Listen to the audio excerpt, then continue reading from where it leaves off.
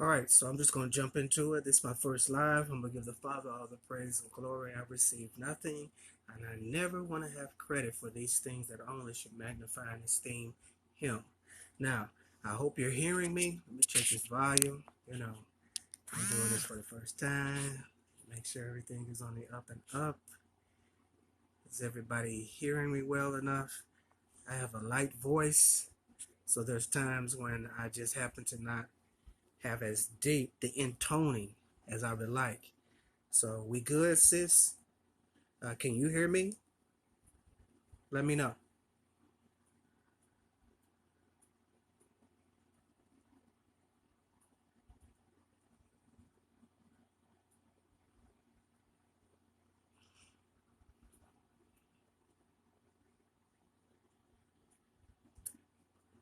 Well, everybody, let me know if you can actually hear me well enough, and I'm just gonna go from there. Ah, all praises, sis. Thank you, beloved.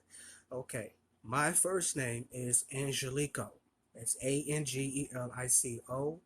Not gonna give you my slave last name. Wasn't even using it before I even came into the truth. So it was by no mistake that these things happen to just be easily discarded like trash.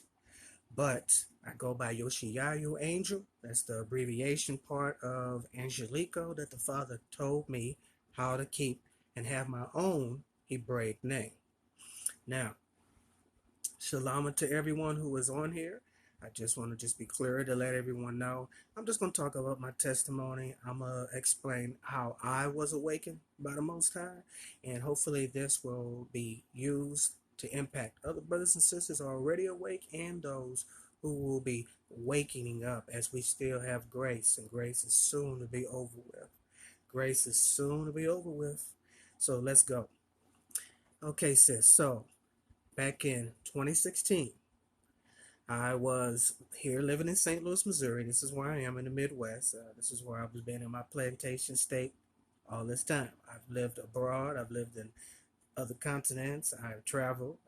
I've lived in other states. So I have seen and learned and, kept open ears and open eyes to things. This is probably a lot of characteristics that a lot of us have and had already predestined were in us. We were probably revolutionaries and we were questioners in church, in our Bible classes, and all these things. And so it was because we were predestined to fully awake, because we always was asking and scratching the surface like, man, that don't make no sense. And whatever happened to the 10 tribes? And why does the book just begin from Old Testament into the Roman captivity? These are things they never wanted to answer because they never wanted to address that there was a Greek captivity before the Roman captivity, which would have explained, oh, there's the start of white supremacy. Yes, Philip of Macedonia, who raised his son, Alexander, to be the first white supremacist. Ain't no Esau or nothing. I don't want to get into these things. It's not even important. So my testimony. Here in St. Louis, Missouri, back when Mike Brown was executed, us in the STL, we had a revolution. And we had what we call the revolutionary riots, and we got out in them streets, and it was seen on the news and all of this. So now, I was living on the south side of St. Louis in the county, and this took place over there on the north side, what we call Canfield, Ferguson, Florissant. Now, I had seen this young man, this young brother. I knew the area, I knew the spot. I got peoples over there. So it hit me so hard. I was coming back from Norman, Oklahoma, and I was getting the news on my trip back on Greyhound. And I was just like, what? And I'm seeing these little bits of news about what's happening with the fires, and I'm like, okay, that's us. Oppression makes a righteous man angry. There's a righteous anger that we're allowed to have, so I don't even try to pretend like we don't have to feel anger. It's hatred behind anger that could be sinful. But to have righteous anger, yeah, man, it's called wanting justice. So now, sis, speaking to you and anyone else who's going to be hearing this, maybe later, I guess I have to save this. It's my first time, sis, so all of this I'm going to have to learn. Now, I have been in activism for a few years. And by the time Mike Brown was executed, this was kind of like a litmus level of me having already gotten involved, but got even more intensely involved in it. So I was involved in Hands Up United, you know, which is Hands Up, Don't Shoot. You know, I was involved in the early man, Black Lives Don't Matter. That's my cat that just jumped over here. Ain't that something? She just literally just jumped right over past. Man, look at that athleticism. And I was involved in these things. I was in the streets protesting. I walked many a walk. I raised my voice. I put my boots on the ground, as they say. I did this for at least 3, almost 4 years. I was involved in all sorts of protests and marches and everything else. So I got to see the inner workings of BLM and a lot of other things. I had already known about these fake people in churches and these pastors and these chaplains, and I had already had many, many answers to the big picture pieces about the false doctrines of these churches and these other things. So I was coming. And I had already been out of church. I hadn't been involved in going or nothing like that. You know, I don't never really play with him that way. So coming back, get home, start watching the news. I'm seeing all these things. I'm going, man, oh man. Now I'm always an emotional person. I'm connected to my heart. And so I'm able to show and display my feelings. I'm able to articulate and express how I feel and think, even my concerns, my worries, which aren't really fears, but I'm able to do these things because the Father has given me the gift of oral, to be able to orally speak my heart, to be articulate, expressive. So these things come natural to me. Speaking to others, being gregarious towards others, displaying my heart in actions, which is a doer, not so much a hearer. These things have kind of been there, and I've continued to mature and grow and get to these points as I've gotten older and older. All praises the Most High. I didn't stay stagnant. I didn't stay this reticent mind man who couldn't express himself. All these things. I was given abundant love by my mother and my auntie Dolores. To this day, I still receive abundant love from family members, etc. Even though I don't really deal with the world and haven't. I've been awake 5 years now. So doing this activism, I was starting to get tired. I could see that there was really no end to the road of how we were going about it. I could see that they weren't going to let us get this, man. I could see that our nation was never going to get where we needed to be until something else had to be happening. So, March the 15th. Now, this is important because from here on out, I'm going to always be able to articulate these few sentences in exactly this way, this manner, word for word. This is my testimony. So, my cat is trying to get under the comforter. Yeah, I got a tender heart. So,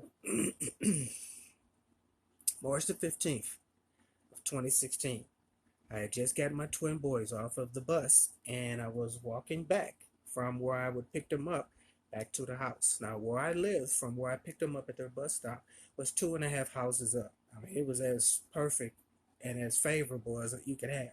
So I really could just stand on my driveway and see the boys. But I would always walk those few little houses just to be up that spot and walk with them, as I letting it be known my twins have mild special needs.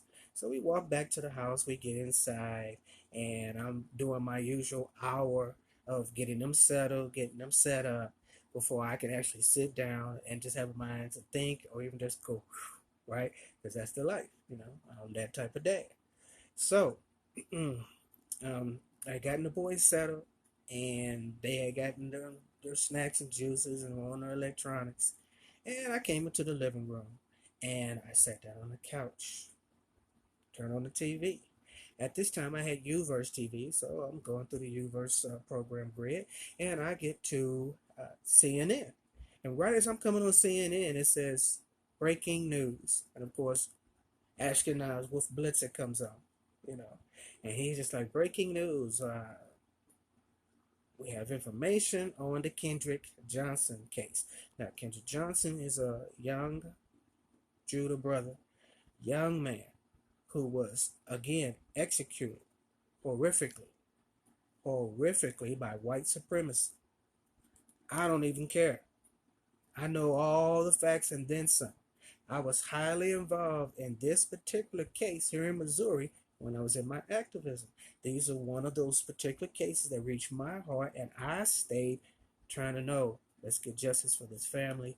I'm tired of this. Why is this happening? This is why I believe this is why I'm out here in these streets. So I immediately start paying attention. And as I'm sitting on the couch watching TV, they say that the Kendrick Johnson case, the grand jury has decided that they're not going to go any further. And so technically the case is now closed. And that meant, as we know, no justice for us, no satisfaction. We're going to be hurting. We're going to be suffering again. Here's more trauma. Here's more PTSD. We as a nation, particularly, are so spiritually attuned that we're the only ones that hurt when our people hurt in these ways, when others do not. It's why when we wake up, we know with conviction that we the Yehudi Israelites. We know we Isolé because the DNA screams. I've been trying to tell y'all this in code. So we don't want to hear it getting off the sidebar about you telling us anything. We know. And the world is still playing out as we keep trying to tell y'all. Deny it all you want. We his apples and nobody else. So now I go, oh, hurt me to my heart.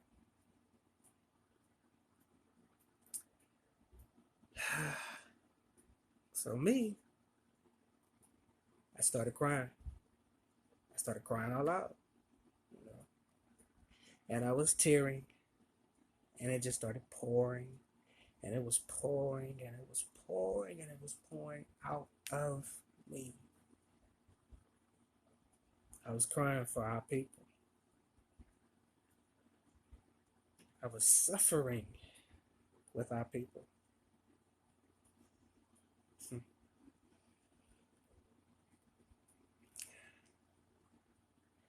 And it just got stronger and more profound, my crying, which wasn't as normal as my own ability to express myself.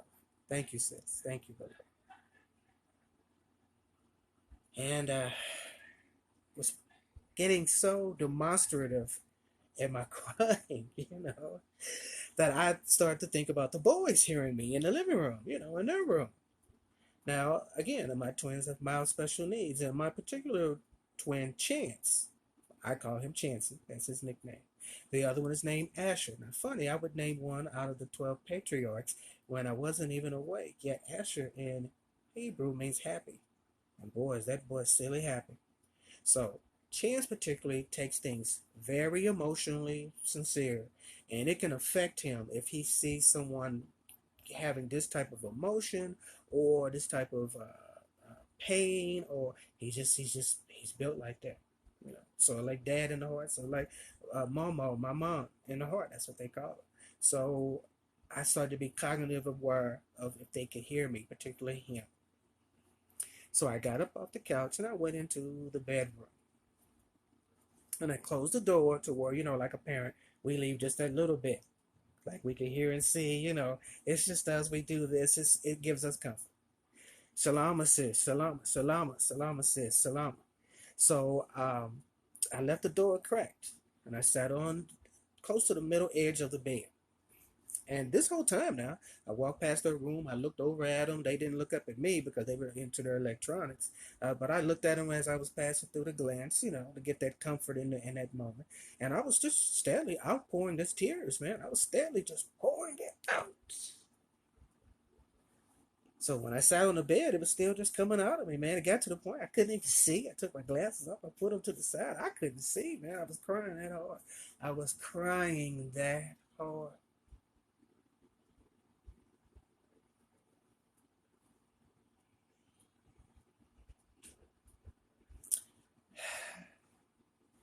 And after about 5, 6 minutes,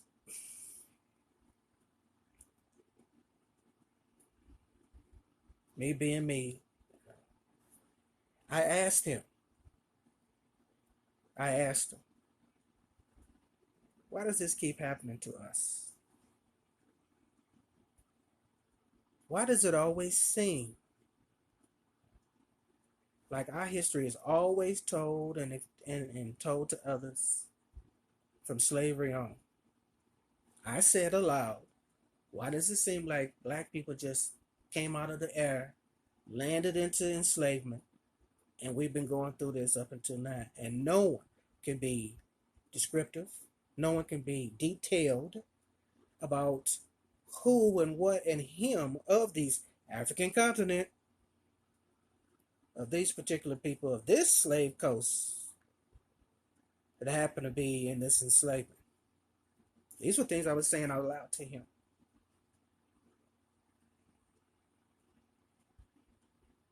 And then I asked this last question.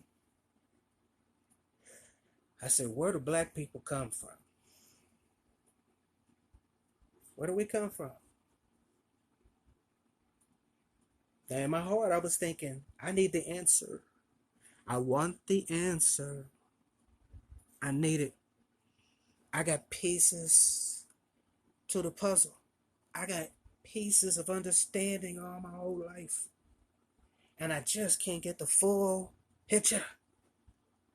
So my last sentence in this tremendously outpouring of crime was, where do black people come from? And I sat there, still crying. My mind flashed a little bit on to the boys in the room. And then he spoke to me.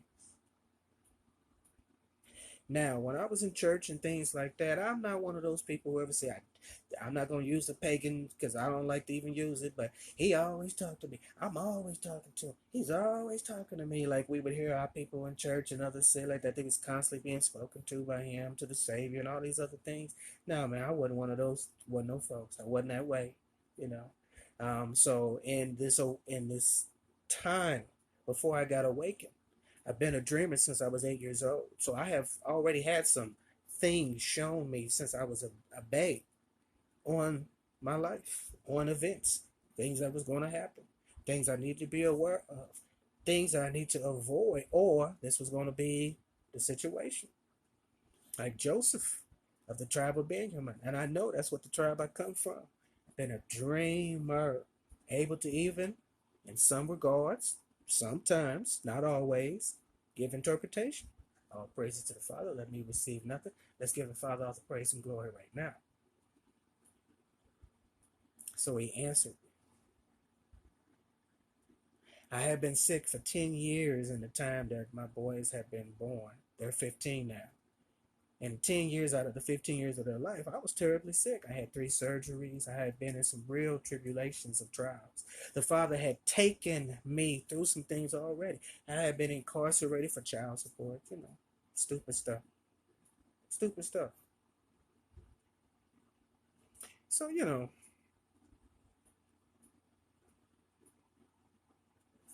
I had experienced some things in that 10 years, man, even before, that would kind of give testament, give evidence of a particular Negro male whose nation seems to go through things uniquely, even amongst other trials and tribulations of other nations. Unique things unto us. Salama says, Salama. Welcome, welcome. So these events had been leading with the incarceration and the boys being diagnosed with their special needs, and then me getting sick the way I did from a routine surgery, and then having to go through almost 11 years of mystery diagnosis of suffering, and then 3 surgeries all due to the complications. And yeah, man, I've been through it before I got woken up. Right leading into 2016, March the 15th, man, I've been going through some things. No coincidence with the higher. Yahuwah makes no mistakes, there's no confusion. So he answered me. And this is what he said. He said, Angelico. And he spoke to me with my first name. He personally addressed my first name. He said, Angelico, you are a smart man. Get your phone. You're hearing it right. and Google. You're hearing it right. Where do black people come from? The exact same last sentence I had just said, that's what he said to Google. Now, mind you, again, anytime you want to ask me this, I'm going to be able to say this part exactly, quote for quote, word for word. Conviction. No need to put a millstone. I ain't never been no pretender, and I ain't never been fake, man. I ain't had friends that I don't want to be friends with, and I ain't done things that I ain't want to do. It's just who we are. But he answered me, and he said, Angelico, you're a smart man. Get your phone and Google. Where do black people come from? Now, mind you, I had to absorb all of that reality of him speaking to me. I had to compress and absorb him stepping into this reality and speaking to me. Because I heard it right here and I processed it up here. But I heard him right here and I processed it up here. And I sat on that middle, almost into the edge of the bed, and I sat there, what you would call dumbfounded. Now, I have experienced his power when I was 13. There's been some things, so it ain't nothing new. The dreams I've had, nothing new. This was, though. And I was still crying. But I 7, 13, 11 minutes went on, and I'm just trying to deal with it. Sis, I'm telling you. Sis, I'm trying to tell you. Yes, absolutely, sis. You see, we predestined. I don't care about the Gentile nations and all these other things of who getting awakened and these things. We predestined Yehudi. So special, so uniquely precious to him that he spoke me like a son. Unworthy me. I've done some sinful things, man. I've been lewd, you know. I have been in my flesh, you know. But in my heart, I was raised to be a decent, mannerable, respectful man, boy, everything else, manners and class. So it wasn't that hard. And as I finally was able, back here in that central nervous system, I was finally able to get it together. I got up, walked back past the boys' room. Mind you, this story is literally word for word as far as how I started it. I walked back into the living room because I was sitting on the couch while I was watching CNN on my U-verse on my TV. See, I'll tell the story because it's real. And I reached over to my right end because on the end table on the right hand is where I had left my phone charging when I first came in with the boys after I got them off the bus coming from school. See, all praises. This is why it's so true for us. This is why I can give my testimony and tell it for its realness. Because there's no need to be fake, man. It's that important. My salvation is that important. And I sure as hell don't want to deceive none of y'all. So I got my phone off the right. I opened it up. And I went to Google. And I typed in, where do black people come from? And then, after being a conspiracy-minded man, boy, always being curious, always. I read the Encyclopedia Britannica books when they used to deliver them. I used to read the A through Z volumes. Every 3 years when a new volume set would come out, I would always read them A through Z and the appendiums too. I'm that type of diligent reading. I love it. I'm voraciously about learning, knowledge, understanding things. Hey, it's just in me. So all of a sudden, after thinking I knew about Antarctica and all these other things that I thought I already knew, remember I was in activism, so you hear a lot of crazy stuff that helps put you on some game about certain things. Sometimes those Egyptians facts is all praises to the Most High. We're gonna give Yahweh magnification in this moment. We esteem Him. We are here with Him, and He is within our presence, even though we are scattered. And what we can do is we can speak Him.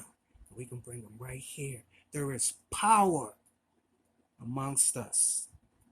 I like to claim it. All praises. So saw all this information came up, man. Everything on the phone came up talking about black people with the Hebrew Israelites. I was just like, damn, for real? I ain't never known this. All of Egyptologists and Kemet niggas I used to know and all this and stuff. And I didn't know this. Come on, man. Somebody playing with me. Somebody hacked my phone and gave me all this.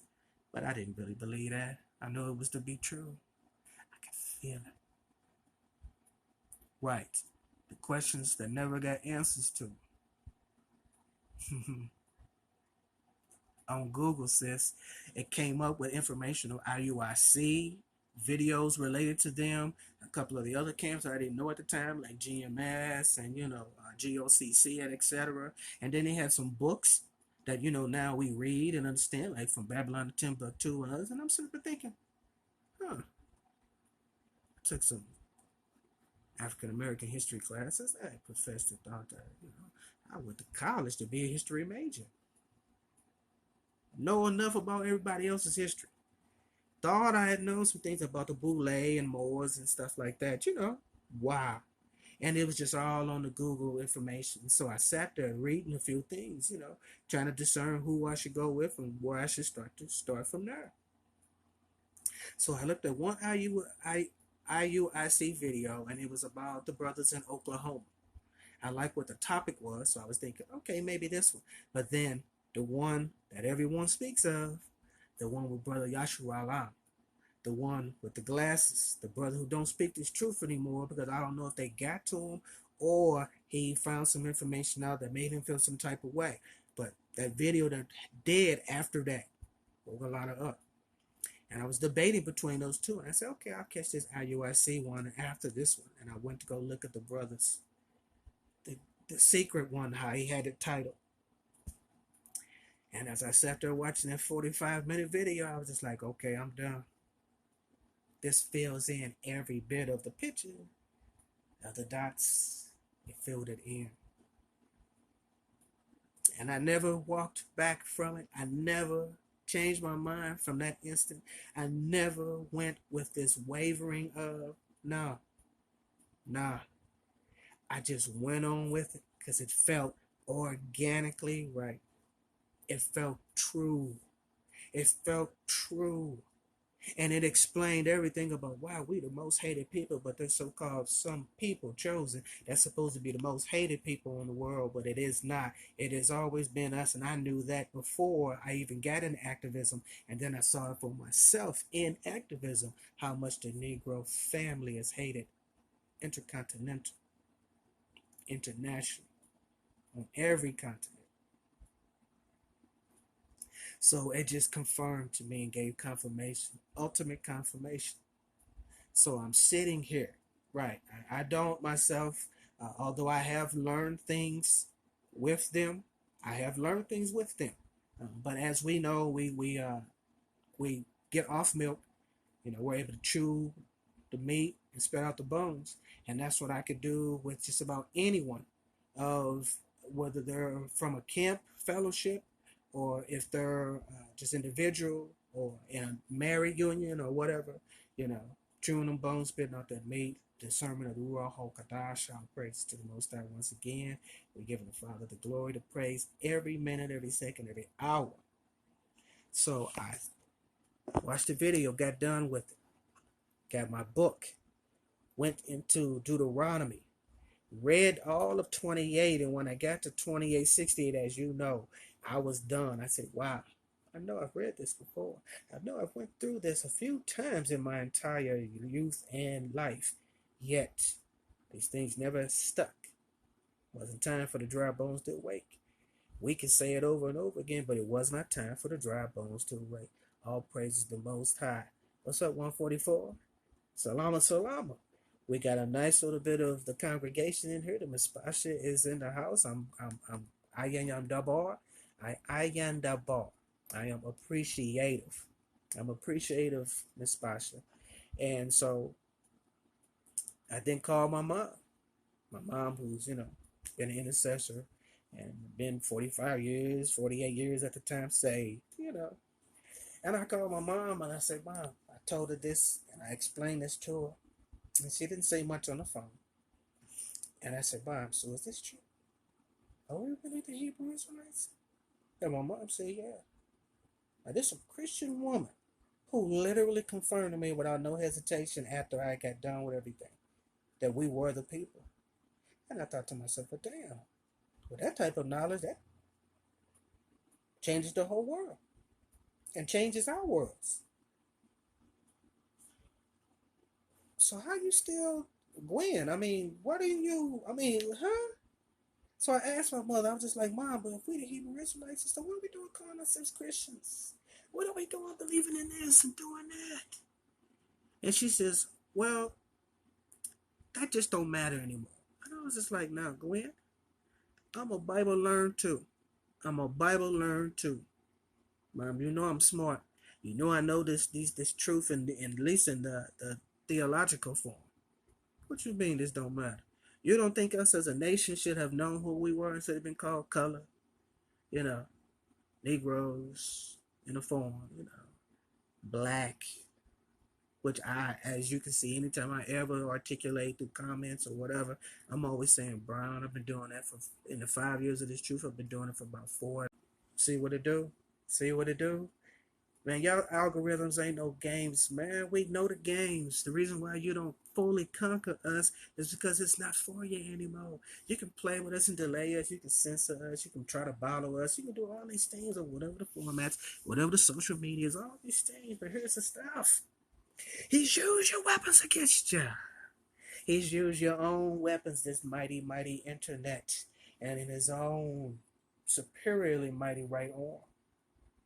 He's woke up the dry bones. So I'm going to continue to be as courageously strong in this truth. On this one, all you getting is the wolf of Benjamin. I have never been one to shirk. I have never been one to catch myself when needed. I've spoken how I feel. I've been decisive majority of my life. So I'm going to say who we are. And I'm going to let you know who you are. And this testimony must be told over and over so it raises up everybody in their inner Ruach. And what it does for all of us is some of us who are reticent to display this power and to speak in this power and to claim this power, you better get it. Better read them 12 testaments. Y'all better get it. I expect to be able to slay giants. I expect for bullets to soon not harm me. I expect to make them fall down in fear before me. I expect it. I expect it. It will happen. Y'all better claim this power of his. Facts. Facts 144. Facts. There's no reason to act like we from the church. Oh, the homosexual boys, he got us. We effeminate. We this and that. No, no, no. It's Sanders, you're right. Let's let it go. Let's let it be released. You're always going to see the power within me. You're always going to know it's with me. I have the Omona, the faith. I have the Omona. I had an issue with trusting him. You see, in the world, I had a faith because things always seem to, you get promises told by them in the church, oh, this going to happen for you, oh, this pledge is going to happen, this promise is going to come through, this prosperity is going to happen. So it was trust that I needed with him. And once he woke me up to this truth, that was over too. So the faith was already there, and now I have the trust in him. He is faithful and sincere always. This I know. So this is how I feel. This is what I'm sure of because it set us free.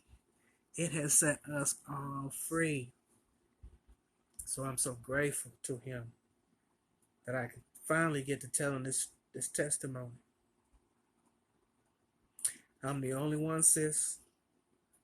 Uh, I went back and forth with my mom my first 2 years or 3 years, and I just was done with it. I finally got to the point where I had to have the conversation with him. Once again, it's him. I'm not burning in the lake of fire for nobody. I'm not suffering for nobody, not my twins, not my mama, not nobody. None of y'all is important enough. It's him. Him only. The Father. So, it's just me. And I had to tell my mom to her face with no hesitation. Gwen, not you, not the twins, not nobody.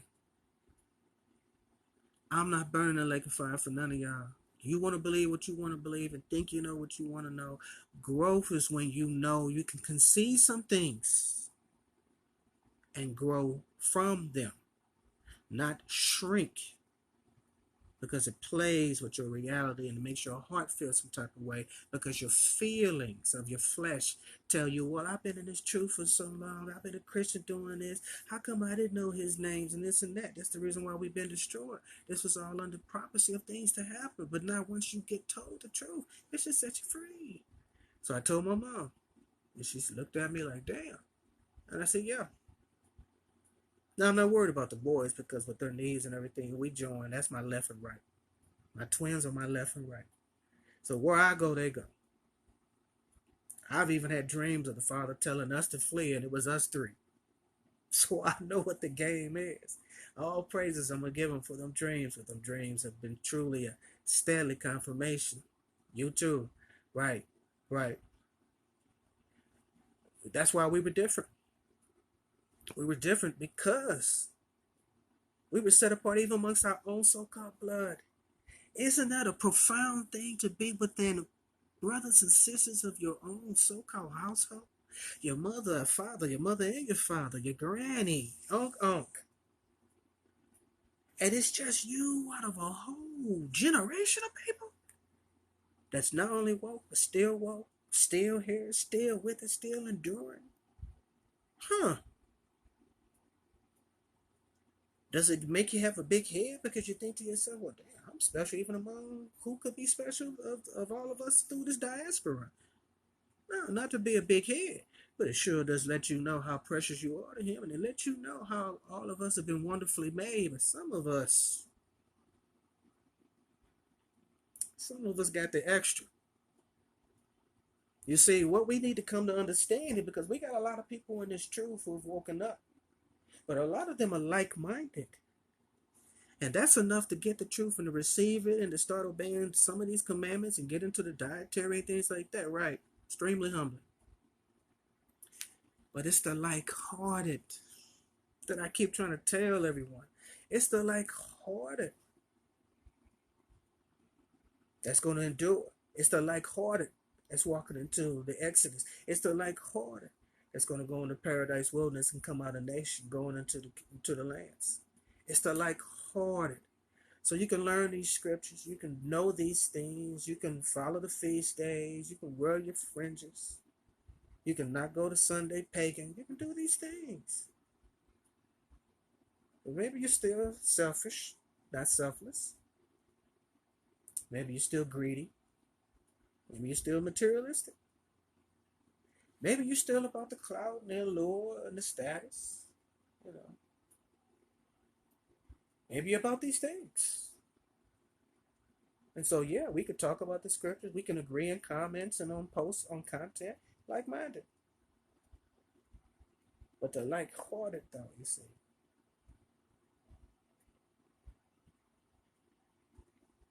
So we sit here humble, right, sis? We are. We're grateful in this grace that the pagan Gentiles have got so wrong. Grace. It's allowing us to sin and do it again and again, but then always say sorry.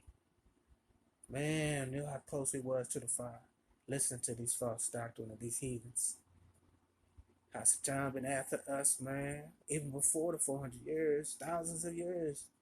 With Adam and Eve, this is when he was at his worst. You read the Cave of Treasures, the book of Adam and Eve, and y'all know what's up. Hmm. What's up, sis?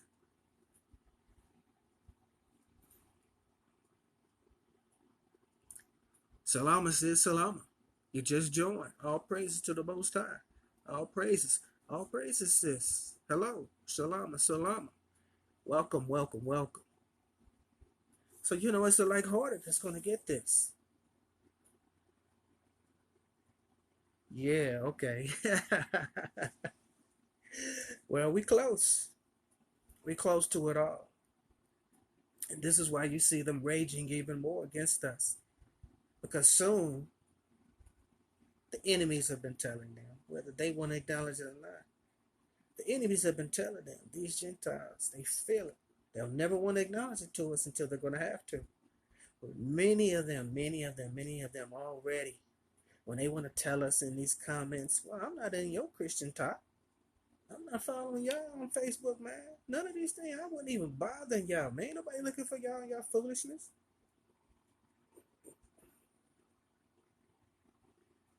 Ah, the book of Adam and Eve. Okay. Now, that's a book that doesn't give confusion, but what it does is it really requires you to chew, spit out them bones. But there is much meat to graft from the book of Adam and Eve. It's also the first book to talk to you about a righteous Hebraic marriage. Did you hear what I just said? The book of Adam and Eve lets us know how to actually be husband and wife in this truth. Because after Adam's fall, he still stayed righteous, man. In fact, Adam didn't do one more thing out of his will, besides his first great sin. Not one. He stayed true. He set the model. We need to see these things and see the parallels from precepts to precepts, a little bit here, a little bit there, some of this and some of that. Right. Not the contradictions, because we can understand, because we understand the discernment of being able to attach, to see the symbolism, to see the duality of scriptures and prophecy, because we know that the Father is circular. There's no end and no beginning. It's duality. As Solomon said, what was then is now, and there is nothing new under the sun. What did he mean by all these things? We already know. So the book of Adam and Eve is important, and it is keenly important as the foundation of the righteous first marriage. You will see how Eve and Adam acted with each other. Oh man, I could talk about them all day. I could speak about this all day. I can share this and eat this and drink this and hell, damn near bathe in his word. These things all day, fam. All day, Miss Pasha. I could do it all day. I don't never get tired. I'm a gabber anyway, you know. Yeah, I like to talk, so I can talk about him and all these things all day and relate them to historical things, like me bringing up that Philip of Macedonia and Alexander were the first white supremacists. They were the true first white supremacists. We had Haman and others and stuff, but they were in a different element of hatred. But it was only through the Greeks. That's why they took that all of that out. And now we understand why those middle books were taken out, the Apocryphas, because it explained how the Gentiles would start to behave. Now, you know what's funny about these Gentiles? They'll claim every civilization that has success. They'll try to assimilate and be, literally, all these other nations that were world empires and other things. But you know what the sad truth of it is? It's funny for us and it's sad for them because they under them strong delusions. But they were bums. The white race was bums. They've never done nothing.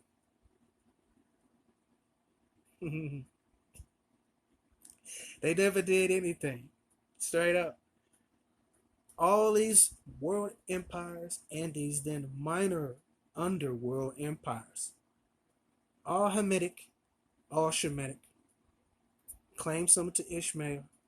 You can claim some. But man, you cannot claim nothing of the white race until the Greeks. They were bums. They weren't the Sumerians, the Akkadians. They weren't the Egyptians. They weren't the Babylonians. They weren't the Assyrians. They weren't the Persian Medes.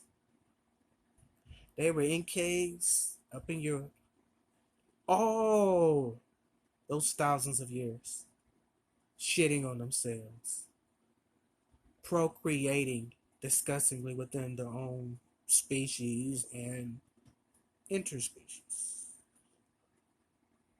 As in the Lord of the Rings, when the elves are speaking and then one says, you know this to be true. We know these things to be true. Let me try to read some of this.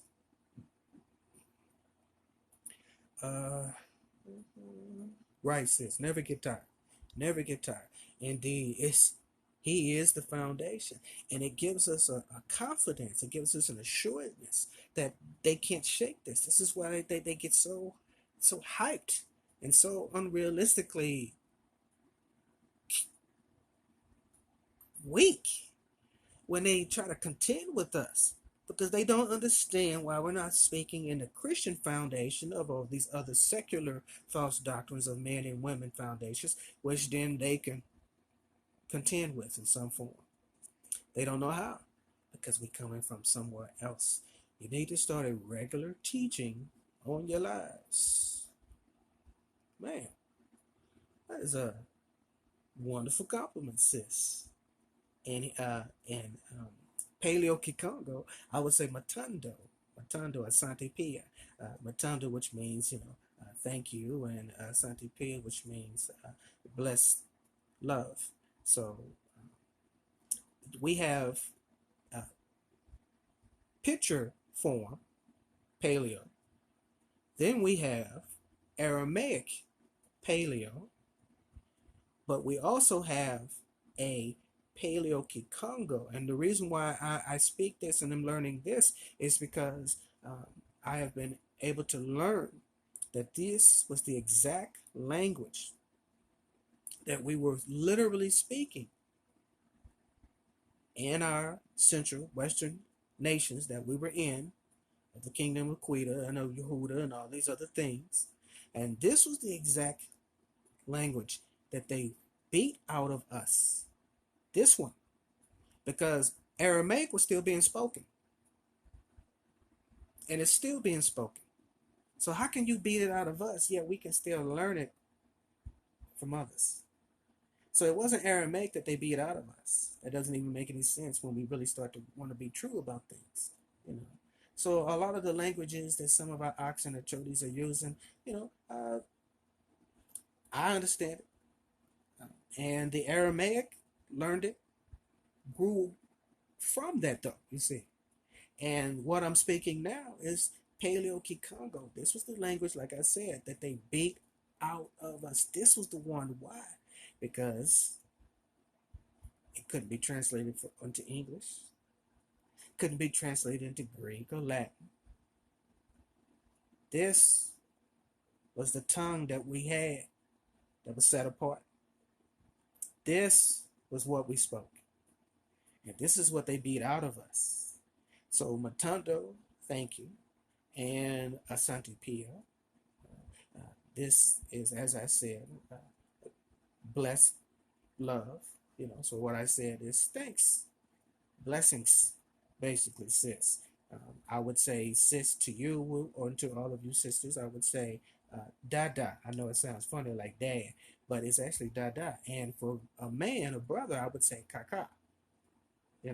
So I would be like salama kaka, salama dada. See, now this is the language. This is the language. So kumbaya and all these other languages, this is actually the Paleo Kikongo. I have a PDF on Pastor Mello and others of this. But now, for me, explain something else about me too, so you can know something about me more than just this testimony I've given. Is um, for the past going on 4 years now, of the 5 years I've been in the truth, all praises, uh, I have established an active relationship with our people over in Kenya, particularly the town and village of Kisii, Kenya, spelled Kisii. And so for all these years, I've been establishing this rapport and this communication and this fellowship with our people over there. See, the Father's had me in a lead of things that others are starting to do now, not to make it receive on me, but that I guess in my eagerness to be used, he gassed me. He charged me to go do these things, and I've been doing his will, and I've been fulfilling these purposes, and I'm grateful for that. I want to have crowns to lay down. I want to be able to be the one who is told, "Well done, my good and faithful servant." That ain't for being lazy, you know. So, but I've had this relationship with our sisters and them over there. All praises, and so, um, Sister Johnny and them over there, Brother Simon and all of them over there, Brother Richard and them over there. You know, I've gotten to know them over these years, the kids and the elders and everything, and they've actually gifted me and the twins with land there, and they assigned us a cow and a few chickens and even a goat, and you know, real talk stuff like that. You know, because for years I've tried to use my alms, what we call financials. I've been using my alms, all praise to the Most High, to assist them over there. You know, with the materials they need for the Bibles that they need and other things. You know, but this is a real thing about me. You know, and my life and this truth and everything and stuff. So um, I'm aware of things that they confirm about scriptures and prophecy and us and all these things related here. So I don't get caught up in not knowing that we're from the continent of what you would call Akhlaban, Africa. I understand when our other brothers and sisters say, "Oh, we ain't Africans." Well, we kind of are. Kind of are. We're Shemitic Africans, like there are Hamitic Africans. And it was the northern Hamites who betrayed and sold us out, Shemitic Yahudi, on the continent of Africa.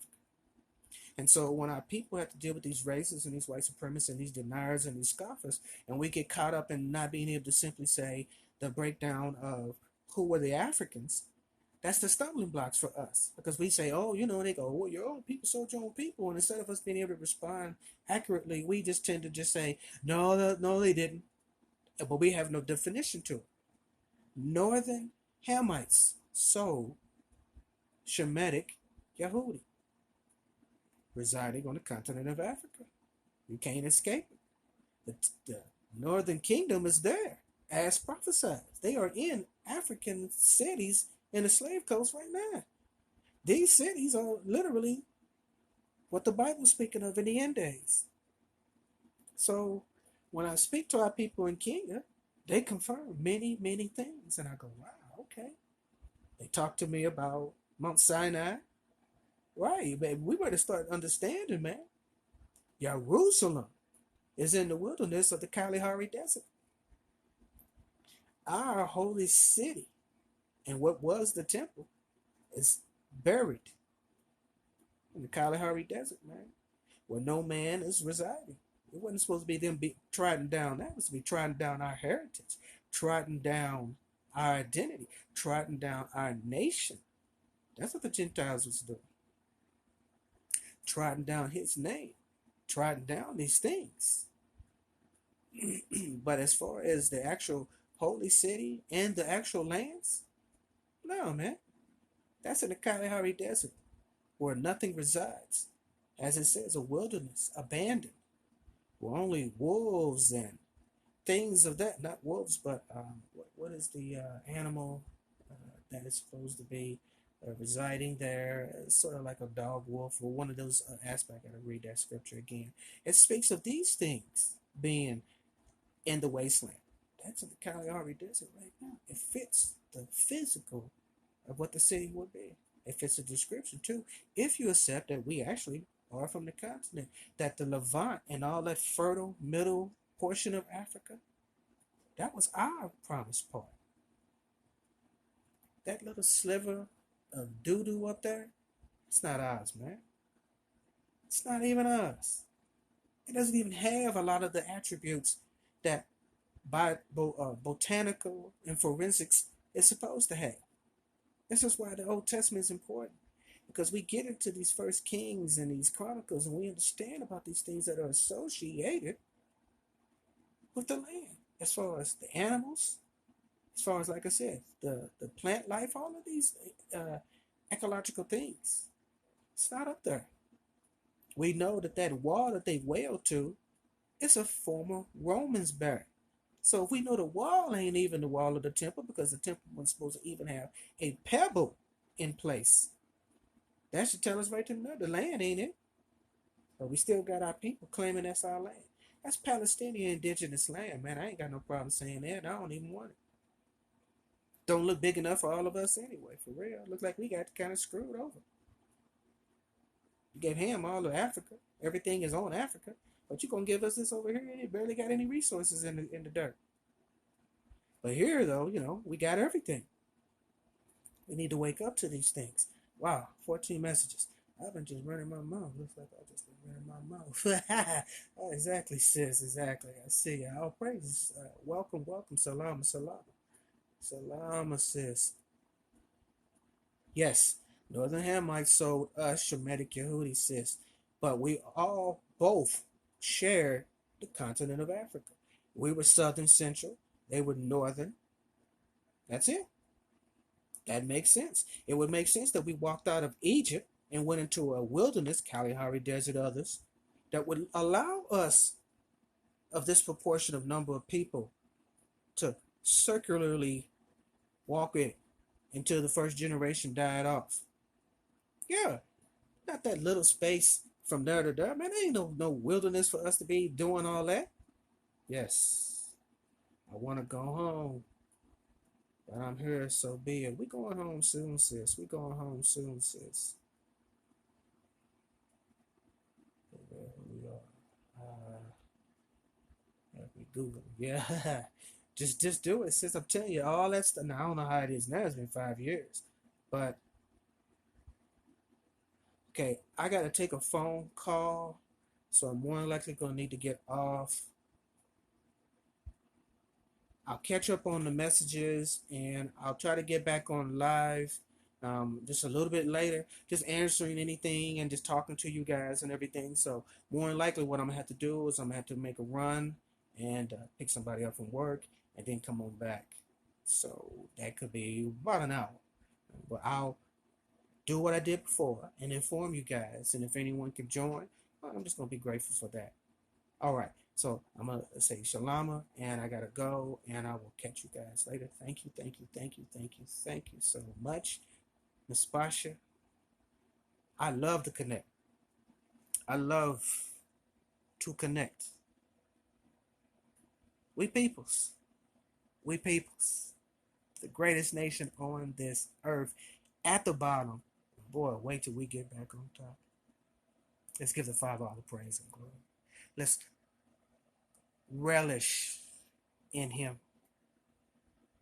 Hallelujah. Hallelujah. Salama.